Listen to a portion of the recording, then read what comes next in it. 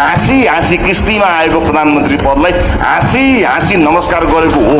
एउटा यस्तो समय पनि थियो प्रधानमन्त्री बन्नको निमित्त मेरो मात्र हस्ताक्षर बाँकी राखिएर प्रस्ताव पनि आएको थियो।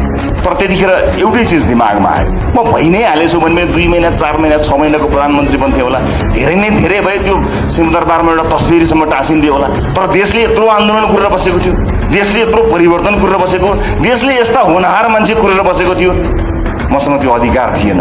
त्यतिखेर साँच्चै नै मलाई महसुस भएको, म यहाँ गर्वका साथ भन्न सक्छु, त्यसलाई हाँसी हाँसी किस्तीमा आएको प्रधानमन्त्री पदलाई हाँसी हाँसी नमस्कार गरेको हो।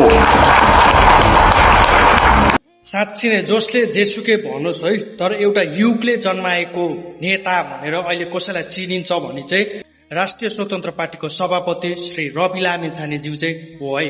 मान्नै पर्छ उहाँको आँट, उहाँको साहस र उहाँको यो हिम्मतलाई एक सल्युट।